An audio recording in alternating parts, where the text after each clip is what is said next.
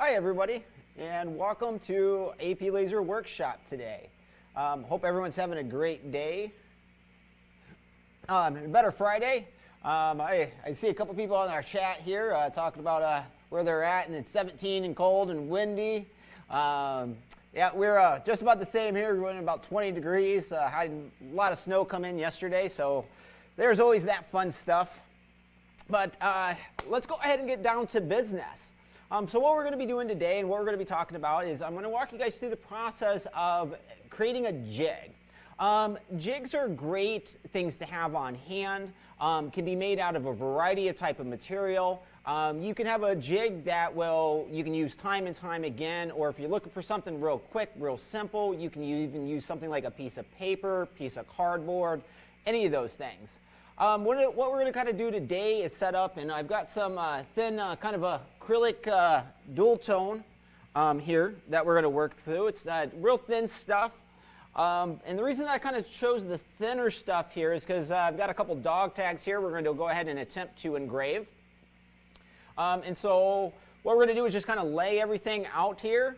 And then I'll show you the process of how to do this both in Coreldraw and then also ArtWorks. Just depending on how time goes too, I maybe even sneak in a little bit of a light burn tutorial for you and show you how to do that as well. So let's go ahead and start off by jumping into our Coreldraw.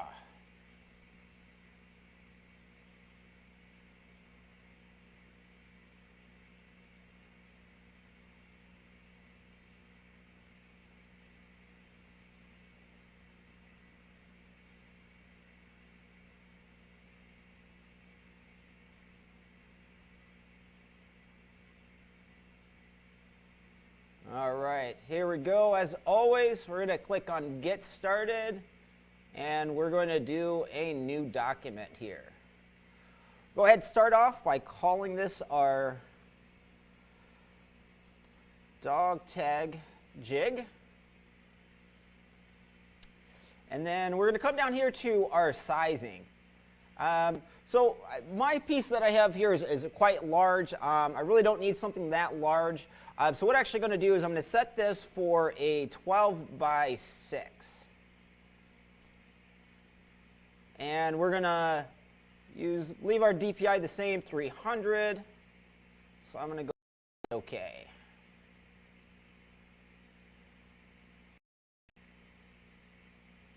So my software just running a little bit slow. I'm sure I need some updates here. All right, here we go here. So if you watch any of my other videos that I deal with Coreldraw, I typically like to set my ruler line to have my 0, mark set for center. Currently right now my 0 mark is down here on the bottom left and up here. So my 0, mark is in the bottom left hand corner. I'm going to go ahead and switch that again to kind of make this the center mark. So I'm going to come up to where my ruler lines meet at, and I'm going to right click and go to ruler setup. So right down here under origin, my horizontal, I'm just going to split everything in half. So my horizontal we had set for 12, so I'm going to make that a 6. And my vertical we had set for a 6, so I'm going to set that for a 3. And I'm going to hit OK. All right. So there's our page there. So the first thing I'm going to do is I'm going to go ahead and draw my outside template here. This size here can vary just depending. If I wanted to fill up my entire acrylic sheet here, I would go ahead and set that for my working area and draw a box to represent that. So I'm going to come over here to my left-hand side toolbar, grab my rectangle tool, and just go ahead and draw that out. Select my pick tool here, and purely by luck here, I drew a perfect 12 by 6 square. So I'm going to come up here to my XY coordinates now, and I'm going to make sure that that's centered in on my page by just making my X and Y 0, 0. All right. So the next thing that I want to do is I actually want to measure out my dog tag here to get a rough shape.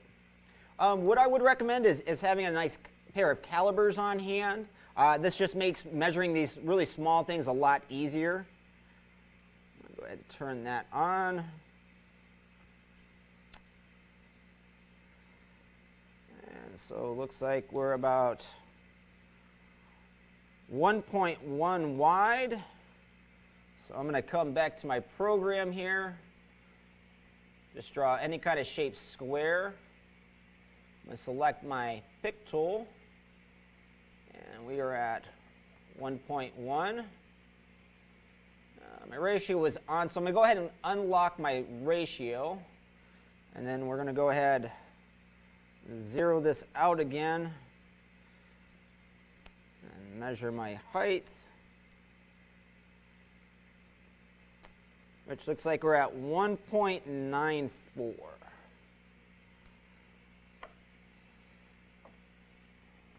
0.94. All right. Now, if you notice with my dog tag, I'm just going to kind of bring this in the working area here. My dog tag is actually kind of rounded here on the corners. So I could use just my square template here, make it a little bit snug just to kind of fit in there. But if I wanted to, I could also curve these sides. So to curve my edges here, I'm going to come right below my pick tool and grab my shaping tool. And up here in my top menu bar, you can see where I've got my rounded corners. So I can tell it what kind of corner that I want. So I want this rounded corner. So I'm going to come back to my object here. I'm going to grab this node and then just start bringing it down, just to give me a little bit of a curvature right there. I'm going to go ahead and select my pick tool. All right, and we're back here. So now what I want to do is I actually want to basically make an array with these. So I want to have this go across to the right and then come down to the bottom. So what we're going to be working with is our what's called a step and repeat. So if you don't have your step and repeat over here on your right hand side Dockers, you can always hit your add button here on the bottom. I'll go ahead and get rid of some of these here. Or we can come up to Window, down to Dockers, and we're going to select the step and repeat. So with the step and repeat, like I said, what it's going to do is allow me to do basically an array, a copy, all the way across. So you can see where we have our horizontal and our vertical. So I'm going to start with my horizontal. So right here with vertical on my drop-down menu, I'm going to select a no offset, meaning I don't want to do anything on the vertical for right now. And then on my horizontal, I'm going to drop down and say space between objects. This is just telling it how far of a distance I want each one of these. So the distance right here is in inches. So currently it's set for like a 1/4 inch. I'm going to drop that down and let's say do a 0.15. And then I have my direction here, just telling it which way it's going to copy these over. Is it going to go to the right or is it going to go to the left? I've already got my original object here, so I'm going to do to the right. And then we have number of copies. Now this is what's important to remember here. It's going to be the number of copies minus what you've already drawn. Okay? So if I leave this number of copies here for 2 and hit apply, I'm actually going to have 3. So I'm going to backtrack here, and we could probably get,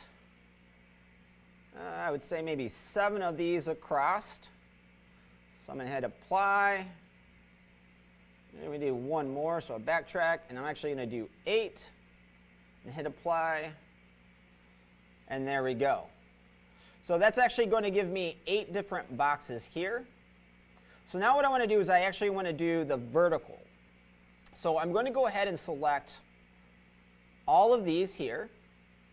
I'm going to come back over to my step and repeat, and I'm going to turn this one to no offset, and then my vertical to space between.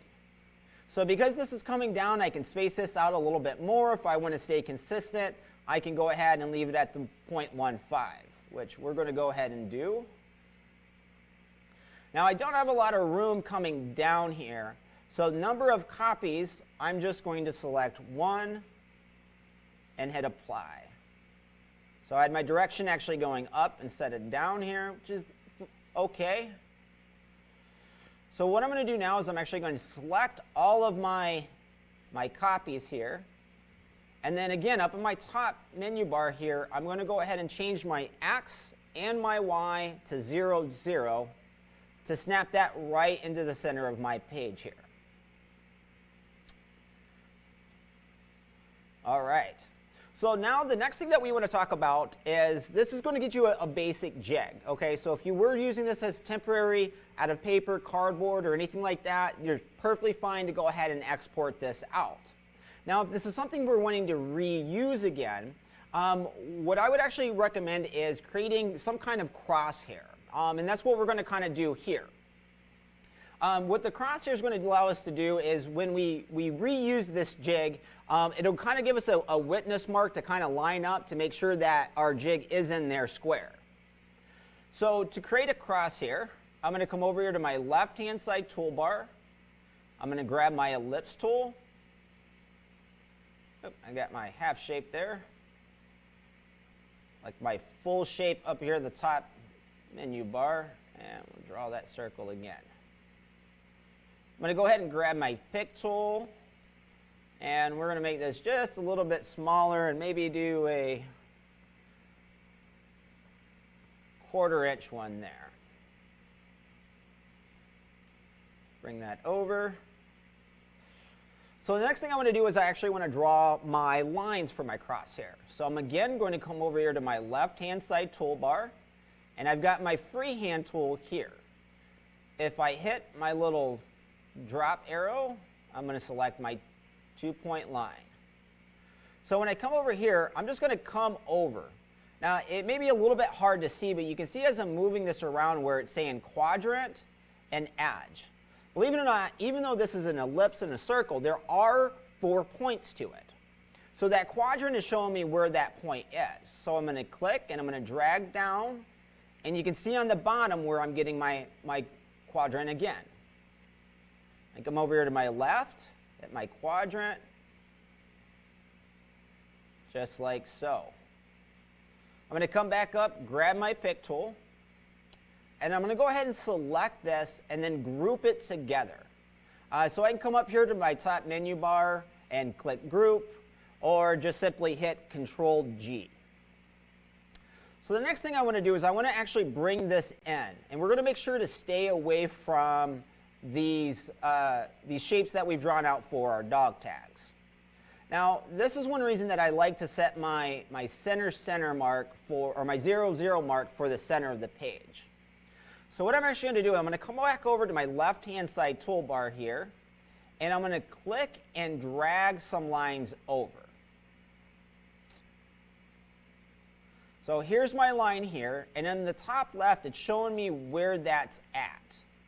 I'm going to go ahead and shift this around, and I'm going to say negative 5.7 to put it right here kind of on the edge.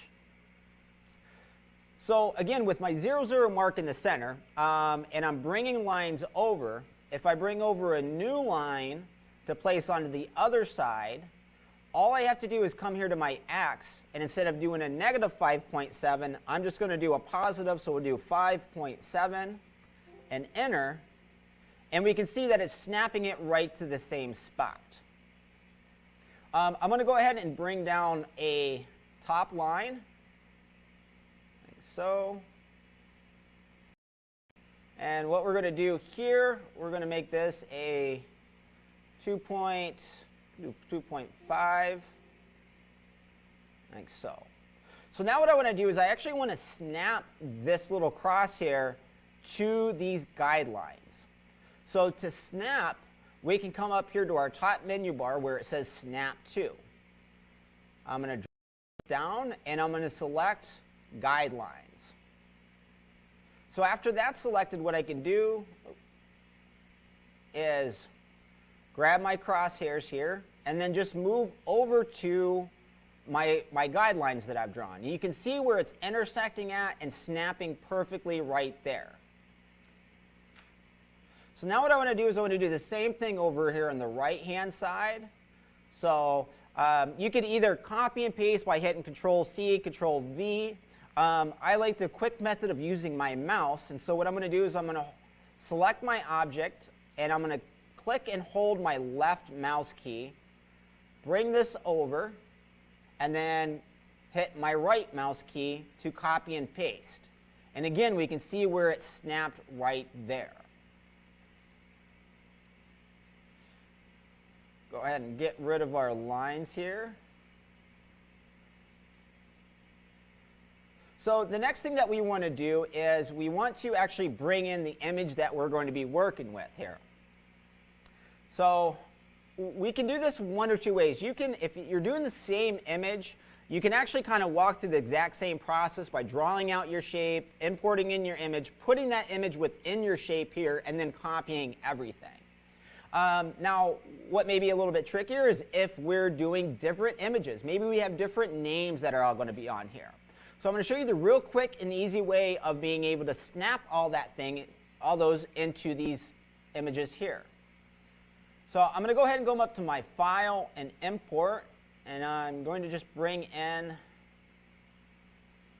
single image here. Got this one here. All right. I'm going to go ahead and just do a quick trace.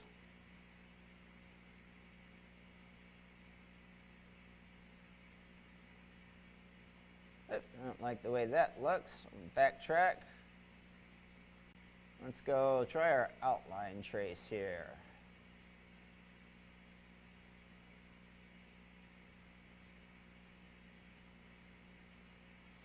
We got our processing bar down here. There we go there.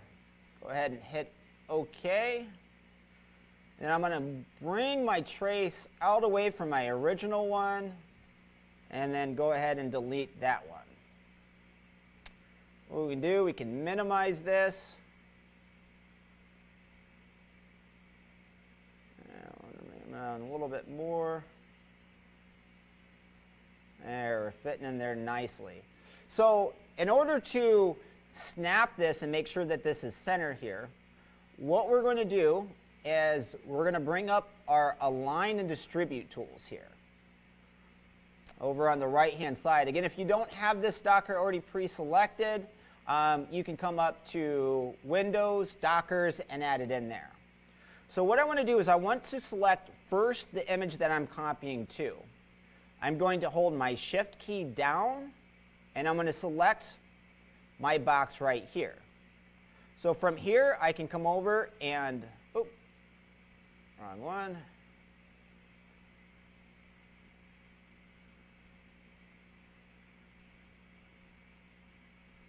Yes.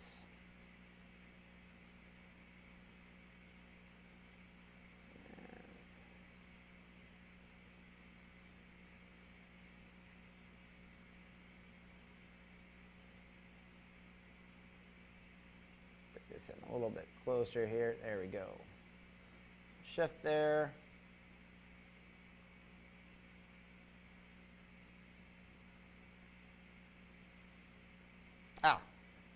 I apologize. I had my wrong align to here. I was actually aligning to the center of my page. I want to make sure that I'm aligning to my selected objects here. There we go.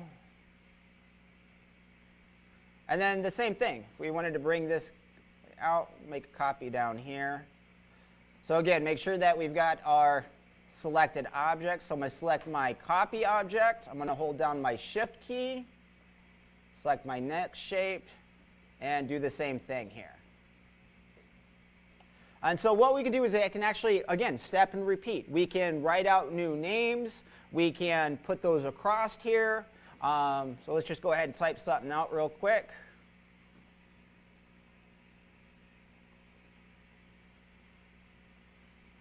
Grab that guy. We'll go ahead and just rotate that 90 degrees. It's already selected, so I'm going to hold my Shift key again, select this shape. Oh, I had too many shapes selected.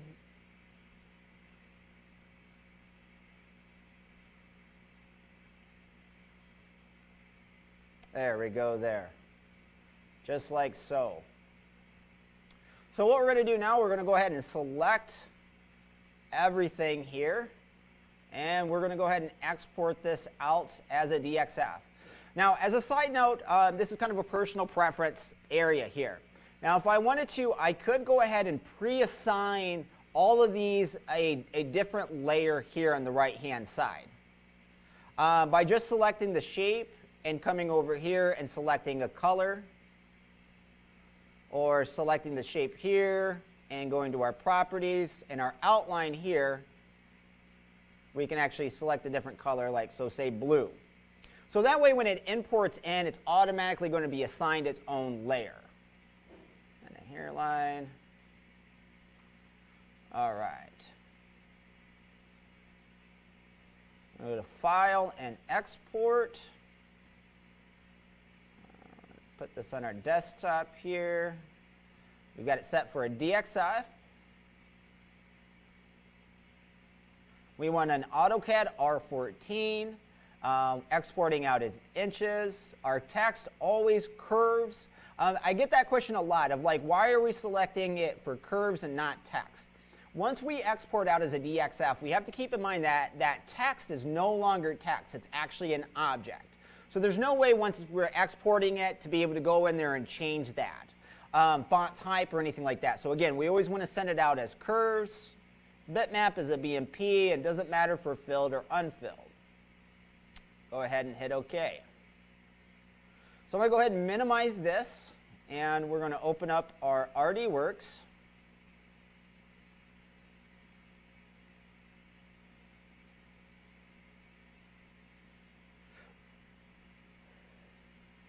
All right, and we're going to File and Import.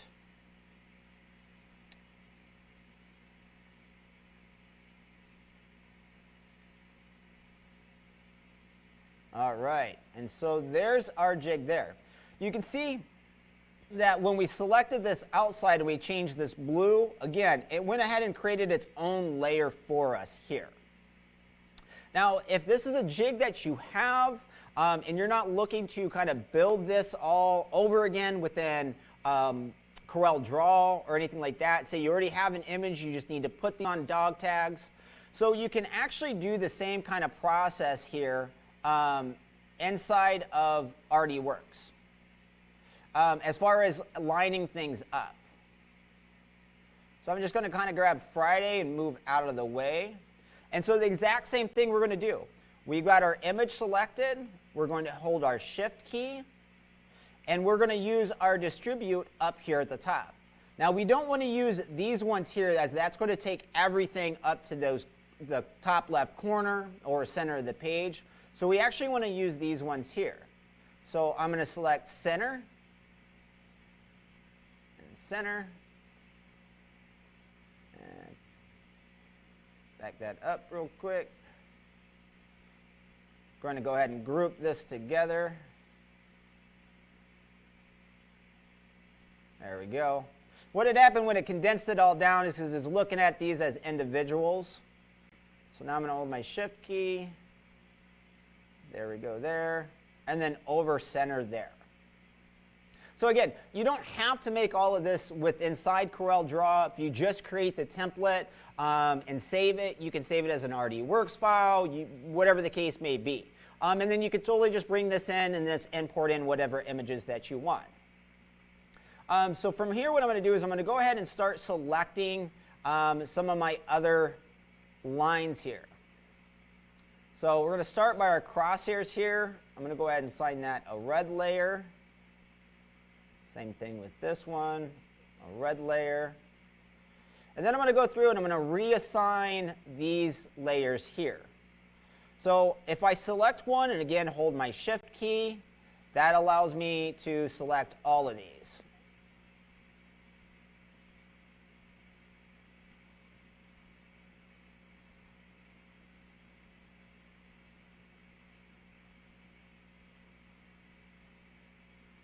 And then we'll call this a green layer here. All right. So what we have is we have our scan layer here as black, which is our images here. We have our outer box here, which is in blue, our crosshairs here in red, and then our cutouts of our shapes here in green.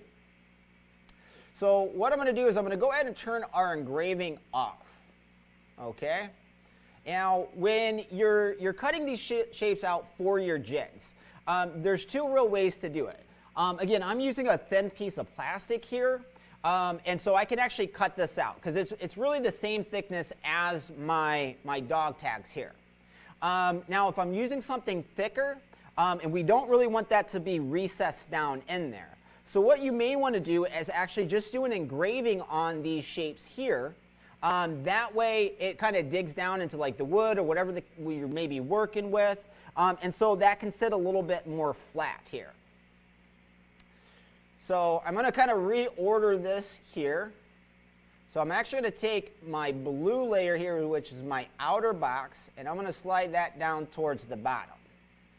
So my order of operation is my scan first, which we have set to no. We're going to cut out our little crosshairs here, and then our inside shapes, and then our outside box. Now for these crosshairs here, I don't really want to cut them out. I basically just want to mark on this. And again, once we get over to the machine, I'll show you how to be able to line this back up to make sure that you're sitting square. So I'm going to go ahead and select my layer here. And actually, 4 and 9 may be good. Again, I just kind of want to mark on there. I don't really want to cut through. So I'm going to go ahead and hit OK. My green layer here, let's go ahead and we're going to slow that down a little bit. We're going to do 2. I just want to make sure I'm getting through here, so I'm going to do 85 power, probably a little bit too much power. And then we're going to do the same thing here. 2, and then 85. Okay. Now the next thing that I'm going to do is I'm going to set my laser origin. Now what I want my laser origin to be is I'm going to actually set it for the top left here, okay? And the reason that I'm doing that is because I wanted it to take off from that spot, do all these engravings for me, and then when it's done, I want it to move the laser head out of my way so I can collect these and then put in more if need be. So I'm going to come up to Config, System Setting, and change our laser head to the top left. All right. So we got our laser origin top left. We have everything layered. Everything's looking good. We can quickly preview this, make sure there's no issues there. Go ahead and simulate.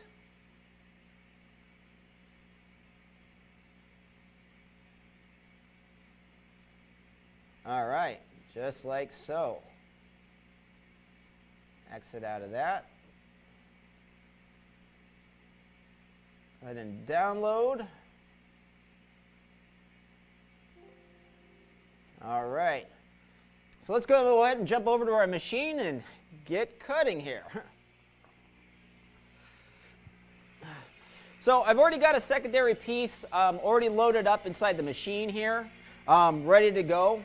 Now, one thing that I found helpful when doing jigs, especially when you're dealing with lightweight material, is that and you may have seen in some of my other videos, we've actually got what's called like a short nub comb.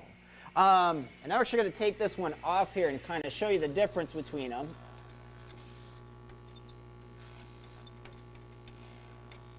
All right, so this is our short nub cone here, compared to what our standard 2-inch cone is going to look like.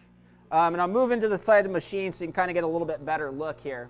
So you can see that this one's a little bit more open here. It does expose the lens a little bit more, but we still have our air assist connector here. Compared to this guy here, which is a little bit longer. Now, again, when I'm dealing with lightweight material, I find that this guy comes a little bit closer to my material than really needs to be. So that air is really focused to that small hole, and what it starts doing is start moving around your material inside there. Now you can use things like some tape underneath of it, maybe a double-sided tape to help stick it down. Or again, if you're engraving down, you may want to come a little bit deeper on there. So we're going to go ahead and put this back in here.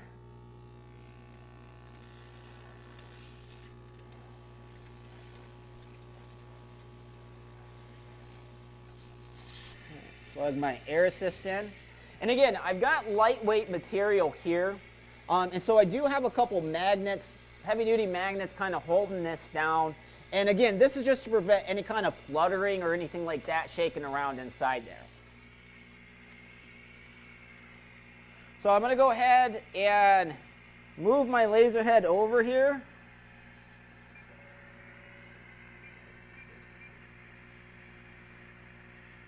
Kind of place it where I need it to, and I'm going to grab my 2-inch focus stick here. Alright, so I'm going to go ahead and hit my ZU button here. Bring up my Z move, and then I'm going to use my right arrow key to bring my bed up.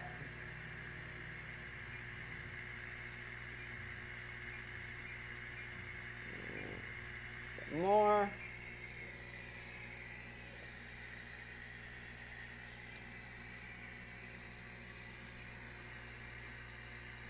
We look like we're in pretty good focus all the way around. Move this back over here. Now again, my shape that I'm actually cutting out for my jig is a lot smaller than this is here, so I don't really need to worry about lining too much up here. Just going to kind of come to the edge here, and I'm going to go ahead and hit my origin machine. And we'll go ahead and frame out.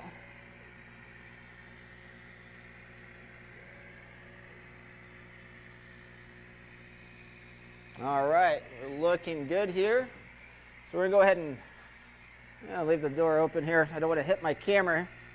But we're going to go ahead and hit start. So we can see it drew out our crosshairs first. This is going to be a real quick process.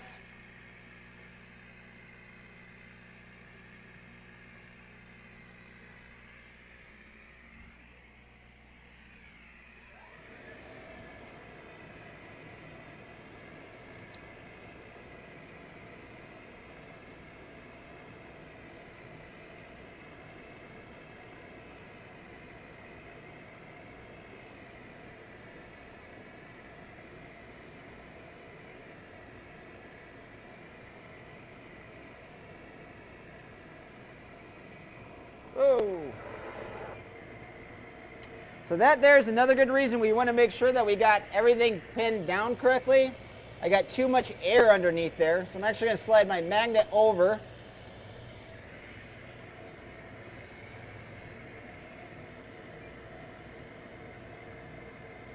This is another good reason why we never want to leave the machine unattended. Small little quick flare-ups can happen. And we definitely want to address that as soon as possible.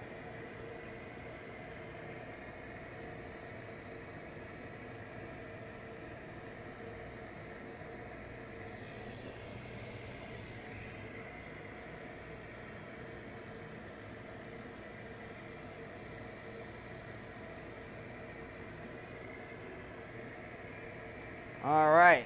And so you can see how our laser head went back to that top left-hand corner there. Leave my air assist on for a little bit. Some of that smoke out of the way.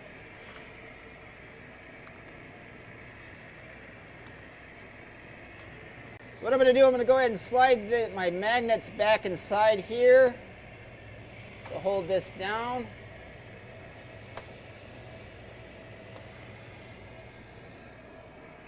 Move that piece. Then I'm just going to use a small utility knife here.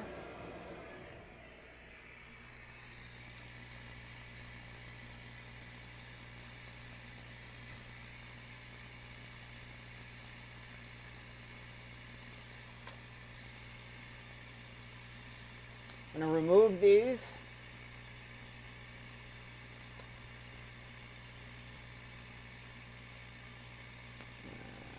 Spot where we flared up kind of melted a little bit.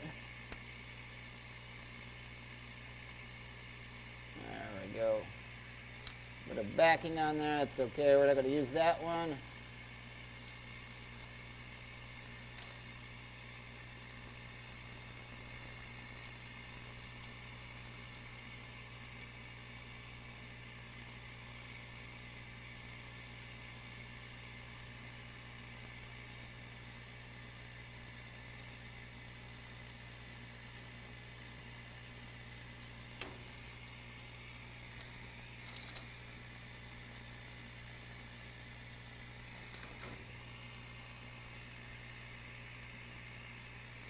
All right, just like that. Now, the whole point that I did on these crosshairs is that if I'm taking this jig inside and out, when I load this up, what I can actually do is just make sure that my red dot is making square here, but then I can also put a piece of tape or something on this, and I can have it recut that crosshair. And what that's going to do is it's going to let me know if I'm slightly off or not, if we need to adjust our red dot or anything like that. So moving forward though, what we're going to do, I'm going to grab a couple of these and load up in here.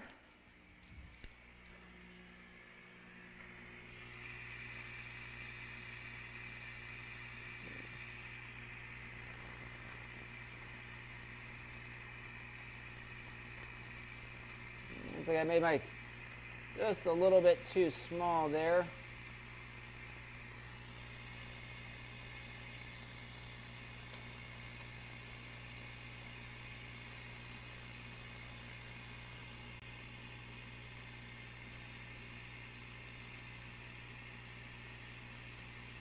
It looks like my curves are what's actually stopping me there.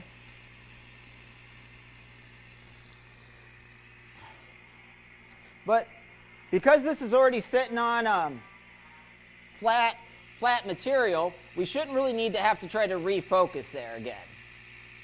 Make these get in a little bit more snug.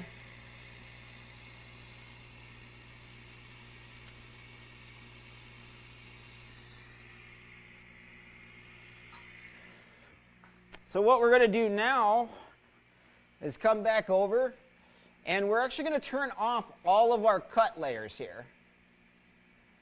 And then turn our scan layer back on here. Now what we're doing is we're doing anodized aluminum here, so we really don't need a lot of power with that. Actually, I think these settings are pretty standard here, 28 speed, 18 power, interval of 300 DPI. Go ahead and preview this a little bit. Everything looks good there. And so then we would just go ahead and re-download.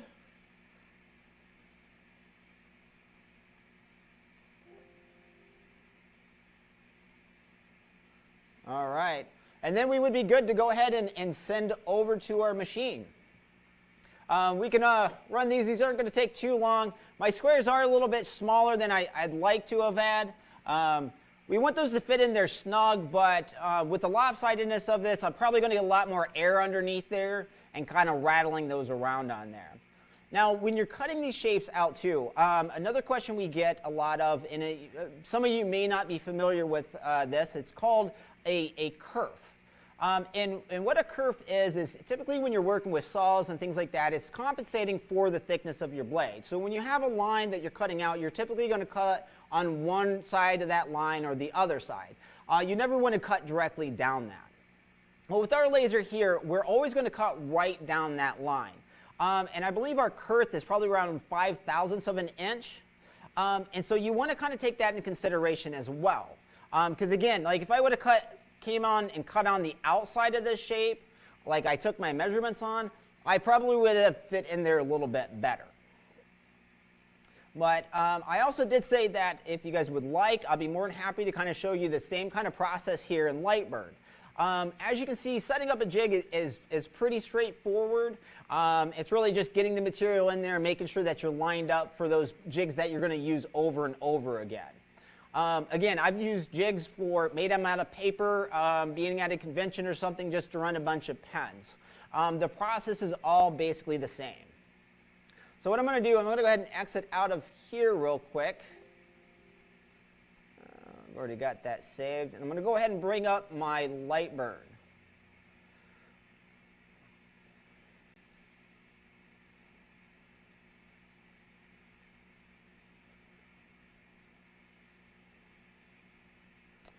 All right, so in Lightburn, we're basically doing the exact same process here, okay? We're going to draw our box. We can actually draw our shapes here. I'm going to grab my pick tool, and again, we go ahead and resize these. 0.11, and I think we did 1.94. And inside here, basically what we'd be doing is doing an array. So our array function is over here on the left-hand side toolbar. And same basic philosophy, or thing that we did over in Coreldraw. We're telling how many x on left to right we want. Say we want 5 with a 0.10 gap. Actually make more than that. And then if we have a little bit extra one, we can go ahead and delete that. And the same thing, we're going to select everything here. We're going to do an array, and we can actually do down. What's nice about the Lightburn 2 is you can actually do both those at once. So if I undo, so we've just got our 1. We're going to select our array. I think we did do 6 down and say 2. 0.1 spacing.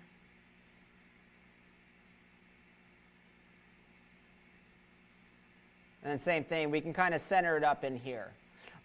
Doing this process too, again, is very simple. If we bring in an image,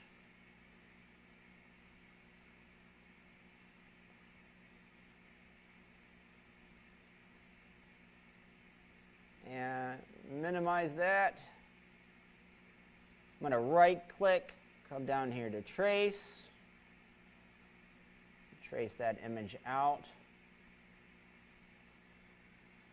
And we should be able to, again, select this, hold our shift key into this one here, and then be able to align centered.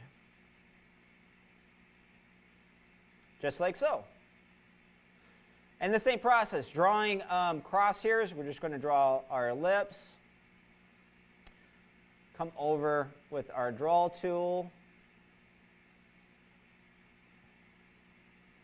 Click once, draw up, right click. I'm going to come over to the other side, left click, draw over, and oop, pick that up. Keep dropping my circle or line in a different spot. There we go.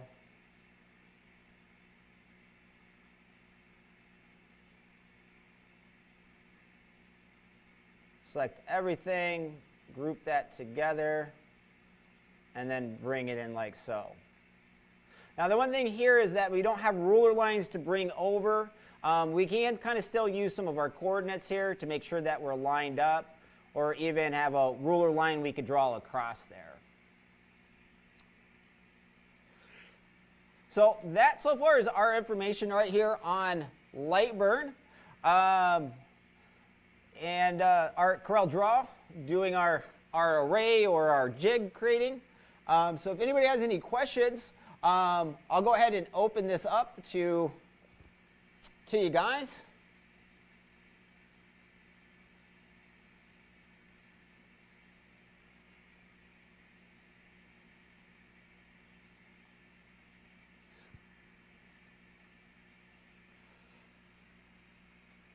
So I had someone asking in here, should you not have made each just a little bit bigger? Yes, I was going for just tightness there, but yes, I should have made that probably about a mil or two, a little bit bigger than I was actually cutting out there.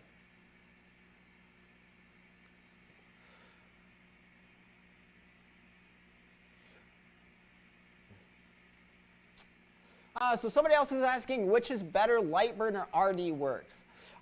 It's really just a user preference on that aspect. I do enjoy Lightburn, dealing with a lot of vector images. It's got a beautiful trace function. It's nice to be able to draw things out, trace them, create something in here and send it right to the machine, compared to like exporting out. Now the nice sound with Lightburn is it does a lot, and it has a lot of capabilities, and it controls a lot of different types of machinery.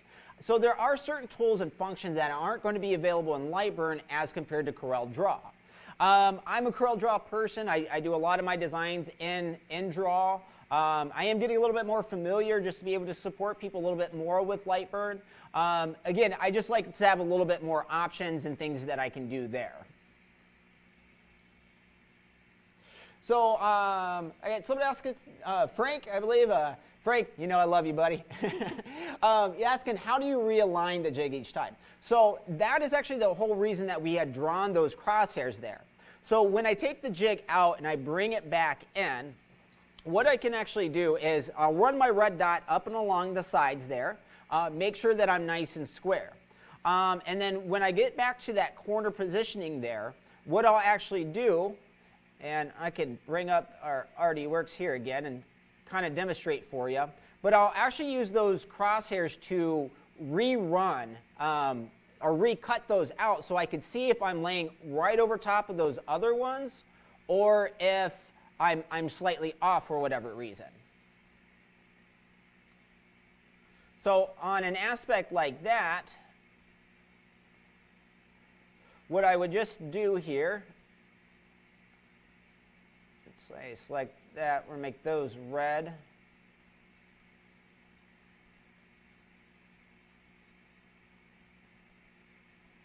So what I would do is just turn my other layers off and my cut on. Again, I don't need to cut this at really high power.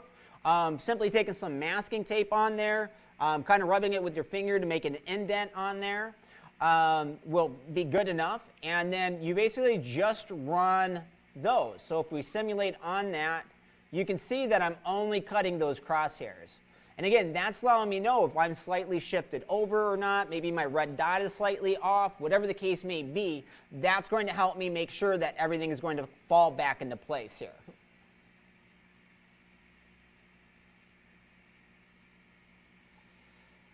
Oh, asking how do you create rounded edges of the square in Lightburn? Actually, it's very similar to what we did in Coreldraw. So you can honestly just come in here, open this up again.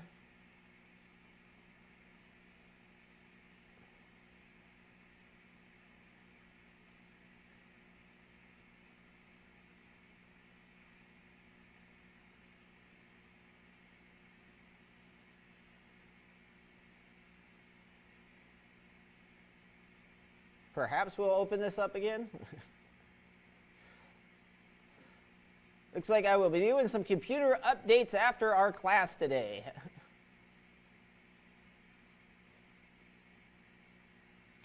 But basically, you're going to do the exact same thing. You're just going to grab your shaping tool. I do believe Lightburn has the same kind of functions like Coreldraw, where you kind of choose your edges or your sides, and then you're able to adjust that way.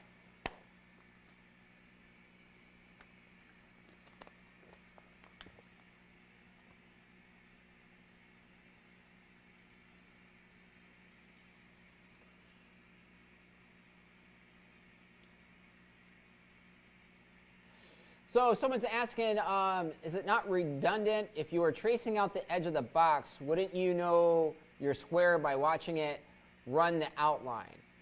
Yes, you can basically do the exact same thing. Now, again, if your red dot, though, is slightly off from that, and you're just paying attention to your red dot, and it's tracing out correctly, but that red dot is not absolutely shooting where your beam is at, then yes, that's going to cause you an issue down the line when you try to run these. Either something's going to be offset. So basically the crosshairs are just kind of a fail-safe for you to know that, you've done your beam alignment, you're pretty sure on it. It's one of those things where measure twice, cut once kind of situations.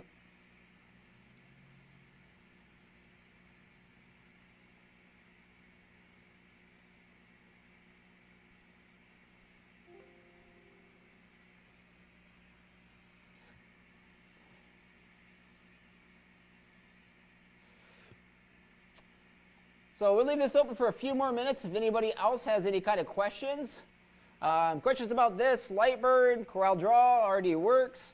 As always, we do have technicians ready to help you out as well. If you run into any problems, you have any questions about this video, any of our other videos, please feel free to give our tech support team a call. You can reach them 844-364-8211. We have a 24-hour tech support, so someone is always available to help you out there.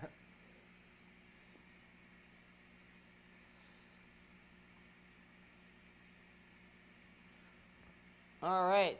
Well, if we don't have any further questions, I do appreciate you guys all joining me today. Hopefully you found this informative, helpful, picked up a few tips and tricks. I know, as always, I thoroughly enjoy doing these videos with you guys. And I do believe we have one more video before we're heading off to LazerCon. If you haven't registered for LazerCon yet, please contact your salesperson, try to get in there.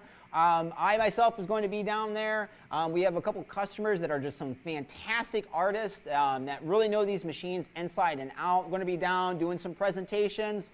We're doing a little bit of learning too. I'd love to actually meet everybody in person. So again, if you get a chance to come down to Orlando, Florida here in a couple weeks, I hope to see you guys all there. Until next week, again, I hope you guys have a happy Friday and you have a better weekend. Bye, everybody.